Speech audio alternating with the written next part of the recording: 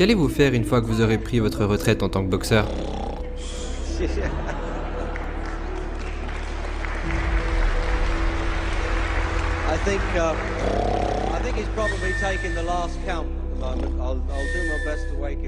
Juste dormir. C'est tout ce que je ferai. Non, quand je prendrai ma retraite, je ne sais pas vraiment. J'aimerais dire quelque chose ici, et ça vous fera peut-être tous réfléchir. La vie n'est pas très longue. Disons que la personne moyenne ici a 30 ans. Si vous avez 30 ans, vous avez été éveillé et actif environ 7 ans. Comment puis-je le prouver? Ajoutez toutes les 7 à 8 heures que vous avez dormi par nuit pendant 30 ans. De ces 30 ans, la nuit dernière, quand vous êtes allé au lit, et vous vous êtes réveillé ce matin, vous ne vous souvenez de rien. Donc vous avez été inconscient pendant environ 8 ans sur ces 30 ans. Vous avez dormi environ 8 ans, ok? Combien de déplacements avez-vous fait depuis la station télévisée, à la maison, vers un autre pays, vers une autre ville, à l'école, à l'église? Vous avez probablement passé 2 ans à faire des allers-retours pour aller là où vous vouliez aller. Donc il y a 8 années de sommeil, 2 ans de déplacement. Et il y a 30 ans de votre vie avant que vous accomplissiez quoi que ce soit. Combien de temps vous restez à l'école aux États-Unis? L'école depuis le premier niveau jusqu'au 12e niveau. Est-ce que c'est la même chose ici? 6 heures par jour?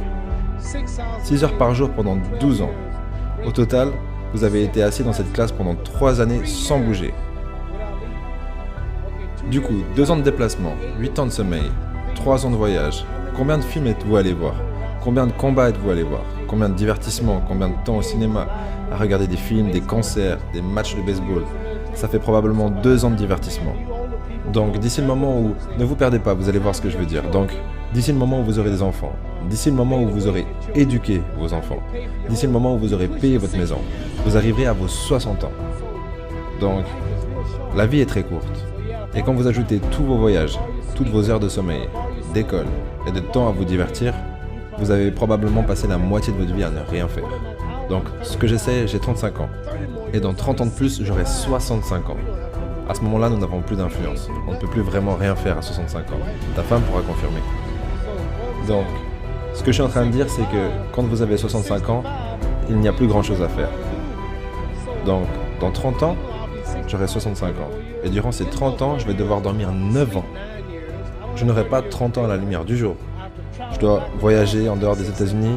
Tous ces voyages, ça fera probablement 4 ans de voyage pour les 30 prochaines années à venir. Environ 9 années de sommeil. Télévision, film, divertissement, ça fera environ 3 ans de divertissement. Donc à travers ces 30 ans, j'aurai environ 16 ans pour être productif. Donc c'est de cette manière qu'on peut décomposer la vie de chacun.